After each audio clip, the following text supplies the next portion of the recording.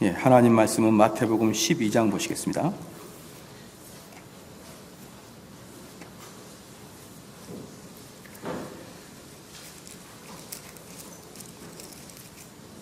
마태복음 12장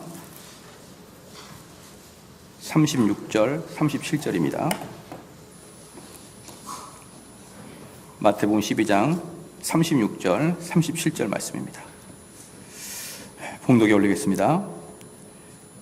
내가 너희에게 이르노니 사람이 무슨 무익한 말을 하든지 심판날에 이에 대하여 신문을 받으리니 내 말로 의롭다함을 받고 내 말로 정죄함을 받으리라. 아멘. 신앙고백서 33장 보겠습니다.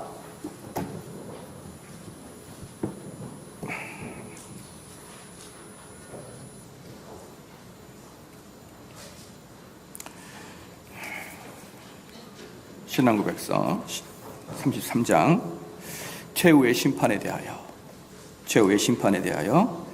제 1절을 같이 한 목소리 읽겠습니다. 시작. 하나님께서는 예수 그리스도로 말미암아 의로서 세상을 심판하실 한 날을 정해놓으시니 성부께서는 예수 그리스도에게 모든 권세와 심판을 맡기셨습니다. 그 날에 타락한 천사들뿐만 아니라 이 땅에 살았던 모든 사람이 그리스도의 심판대 앞에 서서 자기들의 생각과 말과 행동의 전말을 밝히고 그들의 선악간의 몸으로 행한 것에 따라서 심판을 받게 될 것이다. 2절. 하나님께서 이 날을 정하신 목적은 택함받는 자를 영원히 구원하여 그의 자비와의 영광을 나타내시며 사악하고 불순종한 버림받은 자를 정죄하여 그의 공의의 영광을 나타내시기 위함이다.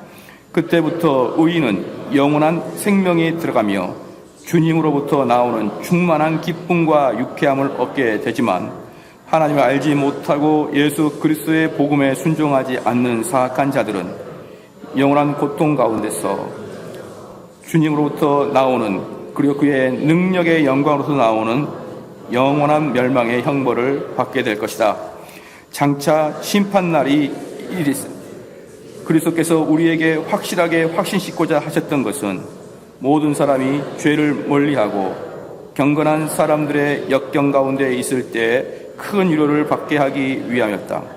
마찬가지로 그분은 이 날을 사람에게 감추어 두어서 그들이 주께서 언제 오실지 그 시간을 알지 못함으로 모든 육적인 안정감을 떨쳐버리고 항상 깨어 있도록 하셨고 주 예수여 오소서 속히 오소서 아멘하고 말할 수 있도록 늘 준비하게 하셨다. 아멘. 신앙고백서 마지막 장 33장 최후의 심판입니다. 우리들은 웨스트민스터 신앙고백서가 33장까지 있더라 이것만 알아도 많은 사람들은 아마 깜짝 놀랄 거예요. 아니 그게 33장까지 있는 걸 어떻게 알았지? 어쨌든 33장까지 참 오면서 여러 가지 은혜가 있었던 것 같습니다. 다음 주부터는 벨지 신앙고백서를 또 열심히 한번 나가 보기를 바랍니다.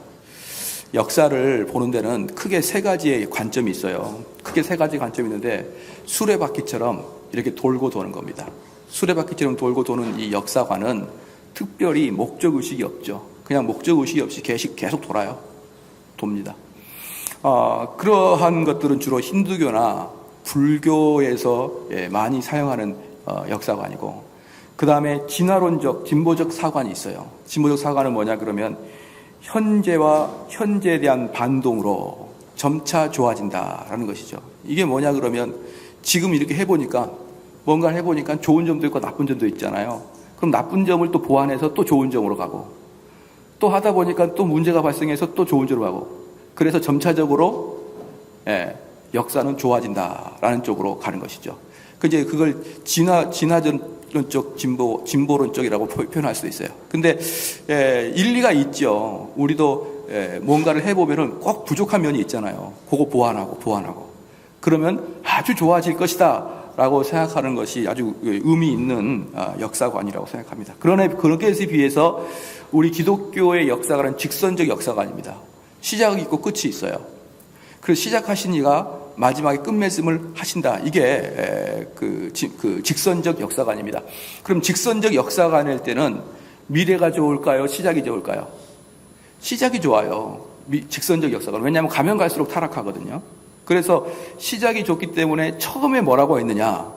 우리 하나님이 성경에 뭐라고 적어놨느냐? 그래서 자꾸 이렇게 성경을 보고 원래 시작할 때, 창조할 때 원래 하나님이 의도하신 게 뭔지를 살피고 이렇게 되게 되므로 기독교인들은 본성적으로 보수주의적 관점이 본성적으로 잡아요. 그러니까 이게 기독교인들은 어쩔 수 없이 성경을 봐야 되잖아요. 기독교인들은 어쩔 수 없이 과거에 써있던 책들을 보고 원래 하나님이 우리에게 요구하신 게 무엇인가를 자꾸 살피니까 오래 기독교 생활을 하게 되면 어쩔 수 없는 게 뭐냐? 보수적인 성향을 가질 수가 있다. 그래서 이런 세 가지의 관점이 있습니다. 수레바퀴와 같은 관점, 진화론적 관점, 직선적 관점이에요. 자, 이러한 것들을 우리가 가질 때 바로 창조와 최후 심판을 이러한 관점에서 우리는 봐야 된다. 이겁니다. 왜 이제 그럼 최후 심판이 되는가? 우리가 지난 시간에 32장의 사후 상태와 죽은 자의 부활에 대해서 말씀드렸잖아요. 요거 자꾸 하우링이 생기는데 좀 조정을 해주면 좋겠는데요. 예, 뭐 마이크 다른 데가 켜졌나요?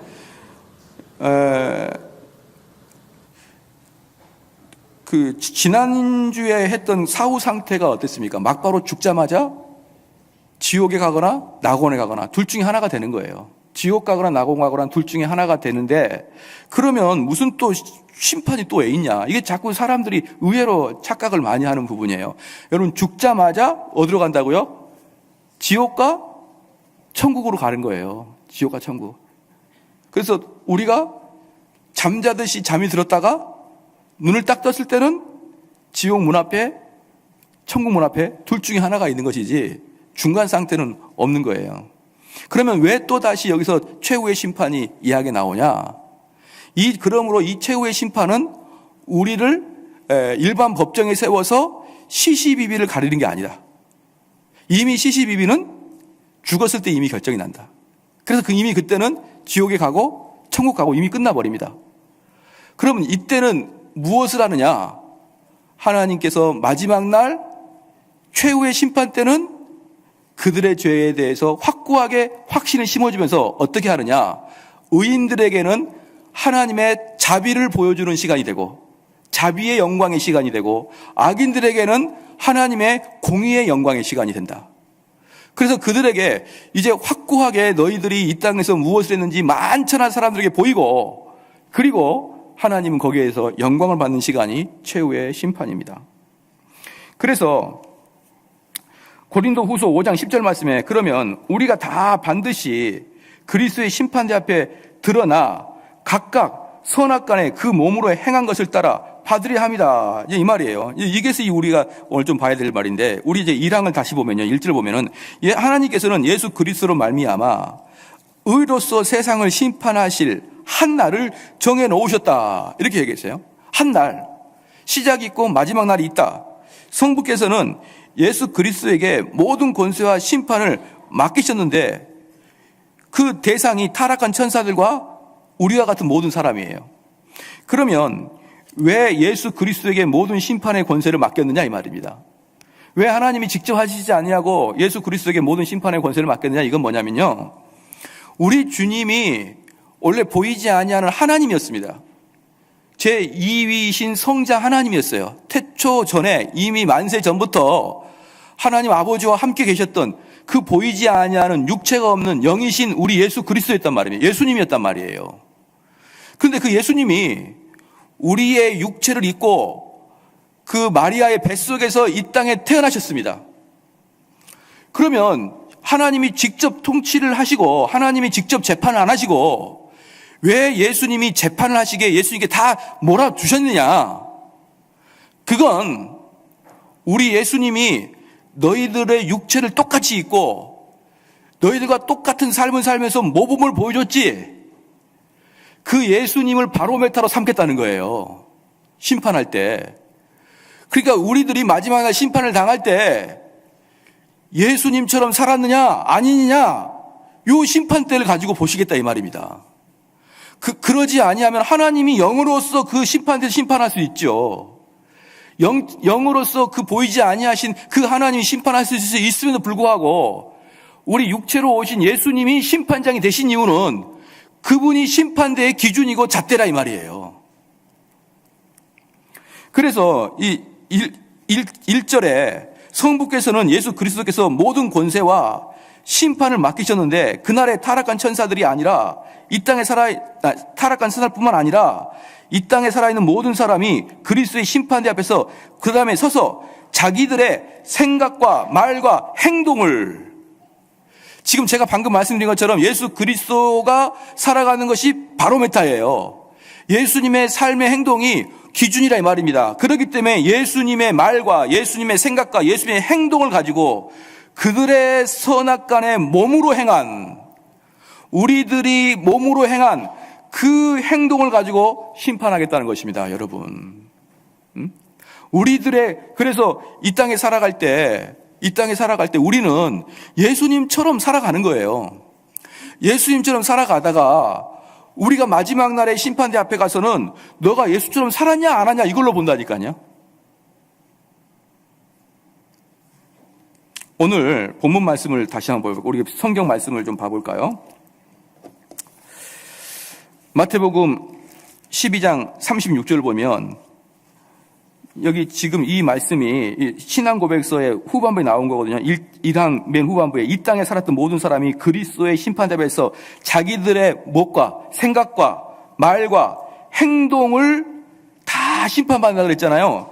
36절에 봐주십시오. 마태복음 12장 36절에 내가 너희에게 이르노니 사람이 무슨 무익한 말을 하든지 심판의 날에 이에 대하여 신문을 받으리니 내 말로 의롭다함을 받고 내 말로 정죄함을 받으리라.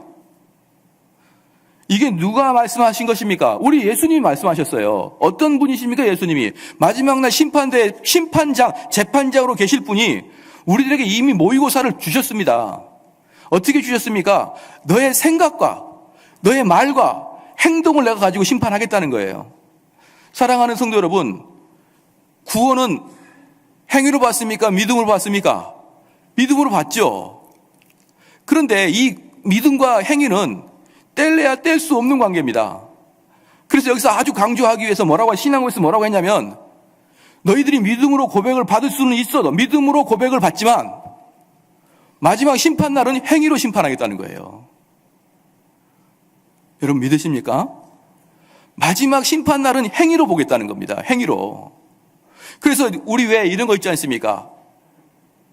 주님이 마지막 날 심판하실 때 한쪽은 양과 한쪽은 염소로 구별하고 양인 사람한테 뭐라고 했습니까? 너희들이 굶주린 자를 먹였고 옥에 갇힌 자를 찾아봤고 이런 식의 너희들이 이렇게 선을 행한 것에 대해서 양과 염소로 나누지 않습니까?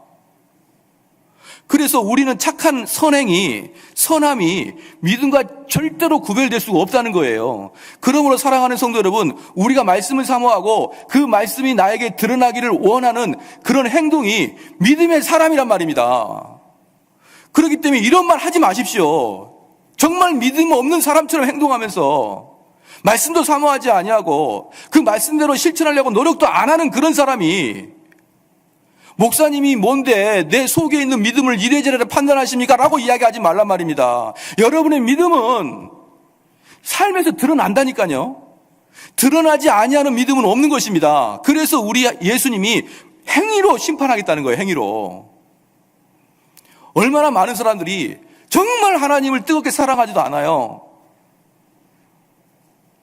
그래서 그렇게 신앙생활 하지 마십시오. 그러면 목사님이 왜 제 마음까지 판단하십니까?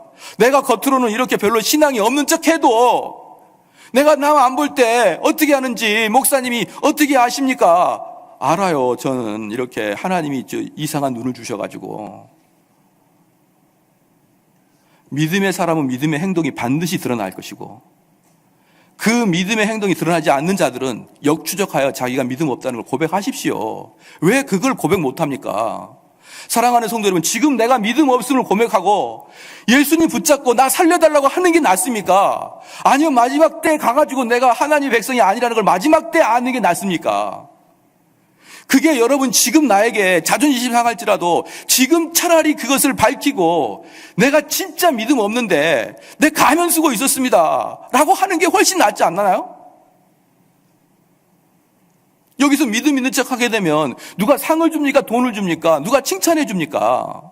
여러분 그런 거 아니잖아요. 누구 하나 여러분들이 믿음 있는 척 해도 별로 그다지 칭찬 안 합니다. 별로 돈 어디서 올 것도 아니에요. 그러니까 믿져야 본전인 겁니다.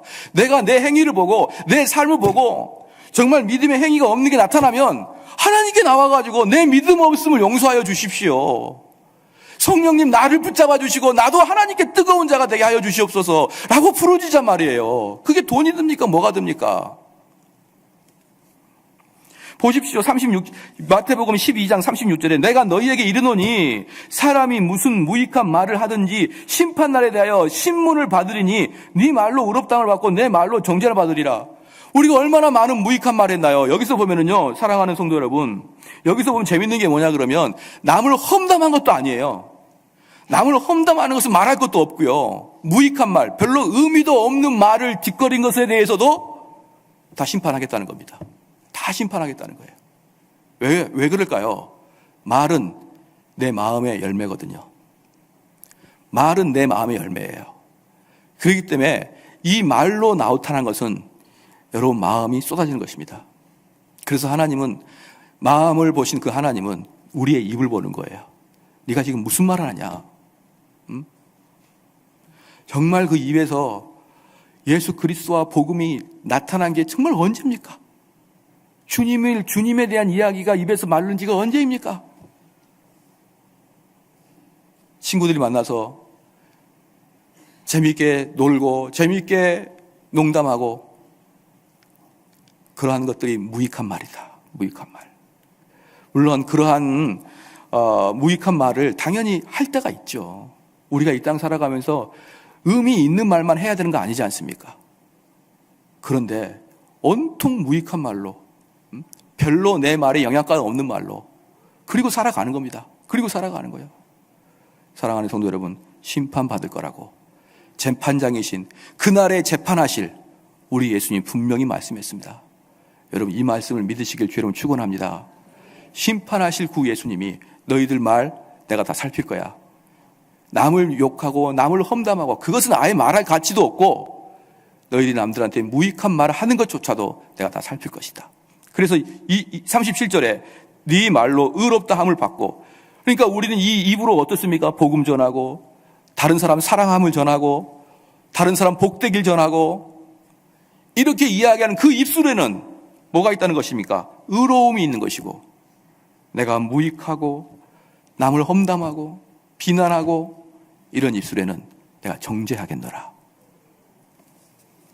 이게 바로 신앙고백서 1항의 내용인 것입니다. 제가 1항을 다시 한번 읽어드릴게요. 하나님께서는 예수 그리스도로 말미암아 의로서 세상을 심판하실 한 날을 정해놓았는데 성부께서는 예수 그리스도에게 모든 권세와 심판을 맡기셨습니다. 이 말씀을 제가 아까 설명을 해드렸습니다. 왜 우리 주님이 심판장이 되어야 되는지. 그날에 타락한 천사들이 있습니다. 왜 타락한 천사가 있습니까? 우리들의 삶에 항상 그 타락한 천사들이 왔다 갔다 해요. 우리를 시험하고 넘어뜨리고 유혹하고 뿐만 아니라 이 땅에 살았던 모든 사람이 그리스도의 심판대 앞에 서서 자기들의 생각과 말과 행동의 전말을 밝히고 그들의 선악간의 몸으로 행한 것에 따라 심판을 받게 될 것이라. 사랑하는 성도 여러분, 그래서 우리는 나의 행위로 나의 믿음을 증명해야 됩니다. 나의 행위로 증명해야 돼요. 내 발이 가는 곳이 내가 가는 거예요. 내 발이 가는 곳이 내 마음이 가는 것입니다.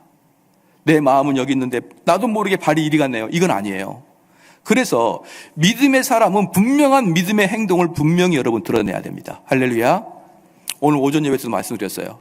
여러분 이제 직장에 가서 전도해 보십시오. 믿음의 발을 이제부터 한 발자국 떼어 보십시오. 그러면 주님 믿는 게 얼마나 어렵다는 걸 알게 될 거예요. 주님 믿는다는 게 지금 21세기에도 순교의 마음이구나, 그걸 깨닫게 될 것입니다. 얼마나 감사한 일입니까? 주님의 고난에 동참하는 건데. 주님의 고난에 동참하는 건데. 2절을 보면은 하나님께서 이 날을 정하신 목적은 택함받은 자들을 영원히 구원하여 그의 자비의 영광을 나타내시며, 보십시오. 이 날 마지막 날 심판날을 정할 목적이 뭡니까? 택함 받는 자를 영원히 구원하여, 그 다음에 시작, 자비의 영광을 나타내시며, 우리 예수 그리스도의 자비의 영광을 나타내신 날이 마지막 심판날이고, 그 다음에 사악하고 불순종하는 버림받은 자들을 정죄하여 그의 공의의 영광을 나타내기 위함이다. 그러니까 마지막 날 심판날이 있는 그 목적은 뭐냐 그러면, 택자들에게는 우리 예수님이 너무나 자비로우신 분이구나라는 것을 만천하에 영광을 드러내는 것이고, 이 사악한 자들에게는 정확하게 공의를 베풀므로 우리 예수님은 너무나 공평하신 분이구나라는 영광을 드러내신다, 이 말입니다. 여러분, 우리가 영화를 보면, 여기 봐봅시다. 네. 최후의 심판하는데 졸고 그러시면 안 돼요. 최후의 심판은 졸다가 못 들었어요 그러면 안 됩니다. 마지막 날에 악한 자가 멸망당하는 것은 우리의 속을 얼마나 시원하게 하는지, 영화 볼 때 악한 사람이 주인공을 그렇게 놀려먹다가 마지막에 세게 죽으면 어때요? 기분이 시원하죠? 예? 마지막에 악한 자가 죽지 않고 도망가서 딱 사라지면 어떻습니까? 뭔가 찜찜하지 않습니까? 콩쥐팥쥐에서, 콩쥐팥쥐 누가 나쁜 사람이죠? 팥쥐가 나쁜 사람인가요? 팥쥐가 제대로 당해야 속이 후련하죠. 그렇죠? 근데 아니 이 나라 재판관 한번 봐보십시오. 재판관을 너무나 나쁜 놈을 사형을 시켜도 속이 후련하지 않는데 징역 10년. 그럼 여러분 어떻습니까? 이게 나라냐? 막 이러면서 막 또 난리를 치잖아요. 이게 나라냐? 이게 사형이 아니면 누가 사형이냐? 이러면서 난리를 치잖아요. 법적으로 아무 효과도 없는 것들을. 그래서 진짜 나쁜 사람은 진짜 나쁜 벌을 받아야 속이 후련한 것입니다. 그걸 마지막 날 하겠다는 거예요. 만천하 앞에서 나쁜 사람들을 지옥에 보내므로 많은 사람들의 마음속에서 야, 우리 하나님은 공의로우신 분이군요. 그러면서 하나님께 영광을 돌린 날이 마지막 심판날이다. 마지막 심판날이다.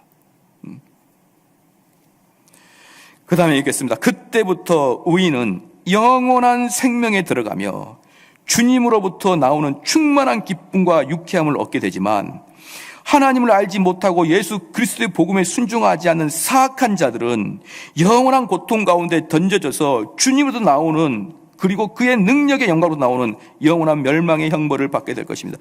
그러면 사악한 자들은 어떻게 되죠? 영원한 멸망을 받게 되는데 거기는 하나님의 은총이 아무것도 없는 거예요. 자, 여기 한번 봐볼까요? 그럼 어떤 사람이 그렇게 사악한 자냐? 여기 사악한 자를 보면요, 사악한 자를 보면은 살인하고 강도하고 이렇게 표현하지 않고 뭐라고 했냐면, 그때부터 의인은 영원한 생명에 들어가는데 하나님을 알지 못하고 예수 그리스도의 복음에 순종하지 않는 자, 이렇게 얘기했어요. 사악한 자가 무슨 살인자나 강도나 이렇게 이야기한 게 아니라 예수 그리스도의 복음을 순종하지 않는 자를 사악한 자라고 그랬습니다. 그럼 다시 말씀을 드리면요, 제가 마태복음 12장 36절, 37절 말씀을 했을 때, 야, 정말 그러면 내가 생각을 잘못하고 말을 잘못하고 행동을 잘못하게 되면은 마지막 날에 그걸로 나를 심판하실 것 같구나. 아이고야, 나 그러면 안 되겠구나. 이렇게 나가는 게 아니라 그렇지 뭐 하면서 자기들의 삶을 여전히 똑같이 유지합니다. 이게 불순종한 자죠. 아닙니까? 예수 그리스도의 말씀을, 그렇죠, 예수 그리스도의 복음을 순종하지 않는 자들은 누굽니까? 예수님의 복음을 듣는 자들이에요. 여기에 있는 사람들 말입니다. 밖에 있는 사람들 예수님의 복음 듣지도 못해요. 근데 여러분이 복음을 듣고도 여전히 지금까지 나의 삶의 라이프 스타일을 그대로 유지하고, 이 말씀이 나를 바꿔내지도, 이 말씀이 나를 두렵게 하지도 못하고 그대로 가는 거예요. 바로 그 사람들이 사악한 자입니다. 그 사람들이 어디에 있습니까? 여기 안에 있죠. 여기 안에. 여기 바깥에는 없습니다. 자고하지 마십시오. 우리는 언제든지 사악한 자일 수가 있습니다.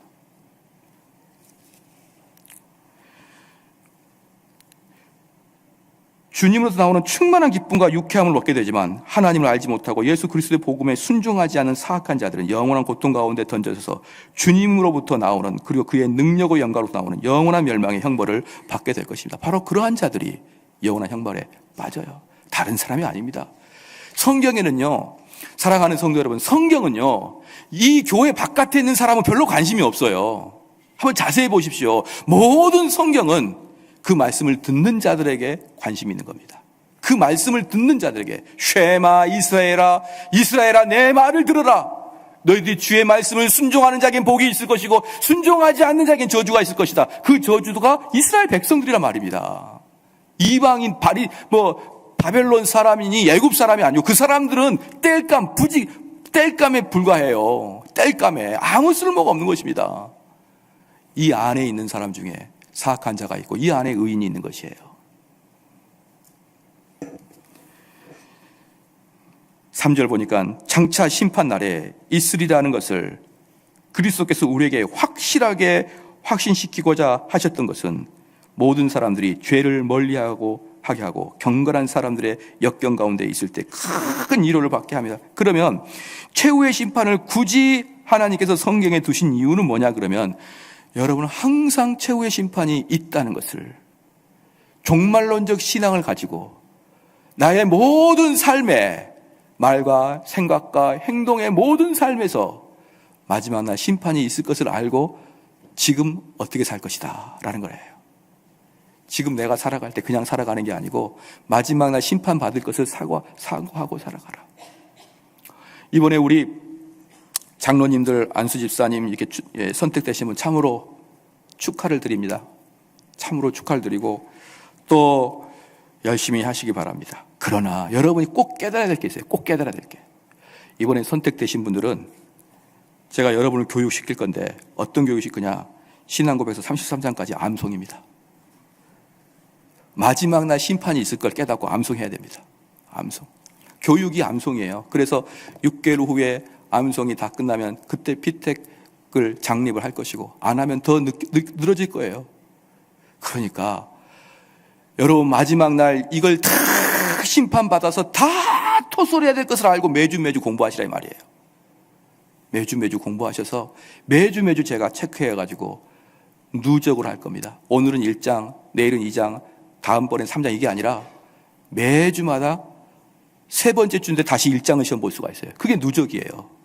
그래서 33장까지 완벽하게 암송을 하셔서 삼송제일교회 중직자가 되시기를 주님 축원합니다. 아멘이 또 왜 없습니까? 그럼 나는 앞으로 권사가 되고 싶습니다. 지금부터 외우십시오. 지금부터 외우셔서 다 외웠습니다. 그러면 되는 거예요.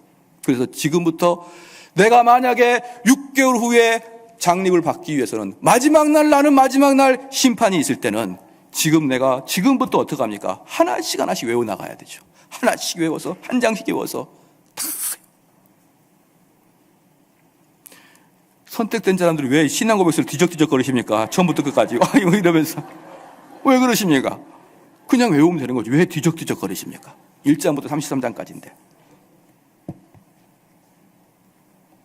그냥 줄 수는 없다. 마지막 날 시험이 있다는 것을 아는 사람들은, 마지막 날 시험이 있다는 걸 아는 것은 지금 함부로 살지 말라는 겁니다. 지금 오만방자하게 살지 말고 마지막 날을 항상 계산해 두고 살아라. 그 다음에 두 번째가 뭡니까? 첫 번째는 뭡니까? 죄를 멀리하고 항상 경건한 사람으로 살아라. 두 번째는 뭐냐? 큰 위로가 있을 것이다. 큰 위로가 있을 것이다. 왜 위로가 있습니까? 이겁니다. 하나님,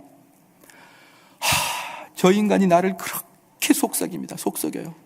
아주 나를 하지도 않았던 것을 그렇게 했다고 나를 속삭입니다. 하나님, 내가 저 인간 때문에 못 살겠습니다. 근데 내가 하나님만 믿고 내가 참고 넘기겠습니다. 이렇게 넘기잖아요. 그럼 누가 알아줍니까? 아무도 안 알아줘요. 아무도. 근데 마지막 심판날에 모든 사람에게 내가 보여주겠다. 얘가 아무 죄 없었는데 사람들로부터 오해받았고 그럼에도 불구하고 우리 예수 그리스도를 믿음으로 말미암아 자기 혼자 감추고 있었다. 이 사람을 들어주겠다. 이게 심판날에 이루어지는 거예요. 그래서 사악한 자는 그 날에 감추었던 죄가 드러나고 하나님의 택자는 그날에 참아냈던, 감추었던 인내가 드러날 것입니다. 그러므로 위로를 받는 거예요. 위로를. 얼마나 이 땅에 살아가면서 살인사건이나 강력사건 중에 미제가 많습니까? 미제. 풀리지 않는 사건들. 그 사건들을 억울하게 생각할 필요 없습니다. 마지막 날 주님이 다 드러내실 거예요. 다 드러내셔서 억울함을 치유하실 것이고, 그 사기쳤던, 몰래 했던 것들을 다 드러내시면서 하나님의 영광이 드러날 것입니다. 그래서 마찬가지로 그분은 그날을 사람들에게 감추어 두어서 그들이 주께서 언제 오실지 그 시간을 알지 못함으로 모든 육적인 안절감을 떨쳐버리고, 여기서 보시면은 철저하게 언제 오실지 그 시간이 어딘지 모른다고 아직 못을 박아놨는데, 1992년 10월 며칠 날 그분이 오신다는 둥, 일단 그분이 오신다는 둥 이런 소리를 하면 무조건 안 들어가면 됩니다. 무조건 안 들으면 돼요. 하나님이 언제 오실지, 어떻게 오실지, 도둑같이 오신다는 게 그게 말씀입니다. 언제 오실지 그 시간을 알지 못함으로 해서 모든 육적인 안정감을 떨쳐버리고 항상 껴있도록, 항상 껴있도록. 만약에 우리가 20년 후에 우리 주님이 오십니다. 그럼 어떻게 할까요? 지금부터 19년까지는 왕창 놀 겁니다. 왕창 놀다가 1년은 전부 다 신학교 갈 거예요. 내가 이번부터는 완전히 이제 모든 걸 다 잊고 주님께 신학교 갑니다. 그거 못하도록. 그래서 열처녀 비유에서 핵심이 뭡니까? 열처녀 비유의 핵심이 뭐냐 그러면, 그들은 다 똑같이 신랑을 사랑했고 신랑 오실 걸 기다렸고 신랑이 오도록 밤이 맞도록 기다렸어요. 그런데 차이는 뭡니까? 미리 준비했느냐 안 했느냐예요. 미리 준비했느냐 안 했느냐. 주님은 언제 오실지 몰라요. 도적같이 오실 거예요. 그렇기 때문에 우리는 매일매일을 준비하고 살아야 됩니다. 매일매일을. 오늘 우리 엄선민 집사님, 아버님 거기 갈 텐데 말에 듣자 하니 주무시다가 돌아가신 것 같아요. 사랑하는 성도 여러분, 죽음은 뜻밖에 옵니다. 뜻밖에. 내가 담이 좀 저리고 어지럽고 구역질이 나고, 이제 죽을 때가 됐나 보다, 내가 죽음을 준비해야지, 이게 아니에요. 죽음의 특징은 준비하지 못하는 게 특징이에요. 그래서 여러분, 내 몸이 연약할 때 최후의 심판을 준비해야지. 그렇게 하지 마세요. 그렇게 하지 말라고 여러분의 죽음을 비밀리에 감춰둔 겁니다. 그렇게 하지 말라고 최후의 심판을 비밀로 감춰둔 거예요. 매일매일을 내일 죽을 사람처럼 살아가란 말입니다. 내일 죽을 사람 살아가는데 아직도 원수 맺은 사람 전화 한 통화해가지고 화해 못합니까? 내일 죽을 건데 얼마나 내가 대단하다고, 내 자존심이 짓밟혔다고, 얼마나 그것 때문에 내가 얼마나 대단한 사람이라고. 여러분, 최후의 심판을 생각하는 성도들은요, 내가 오늘 죽으면은 내가 부끄럽지 않기 위해서 책상도 정리하고 컴퓨터도 정리하고 통장도 정리하고 나와 그동안에 잘못 가졌던 인간관계도 정리하고 다 정리하는 거예요. 깨끗하게. 그렇게 매일 살아보십시오. 그게 바로 성도의 삶인 것입니다. 마지막 최후의 심판이 여러분의 신앙의 큰 중심이 되기 바랍니다. 이 심판의 사고가 청교도들은 항상 가지고 있었어요. 최후의 사후세계, 죽음에 대한 세계, 심판에 대한 사건들, 이게 청교도의 묵상에 아주 큰 거였습니다. 이걸 생각하면 함부로 못 살거든요. 우리 한번 같이 한번 기도하시겠습니다.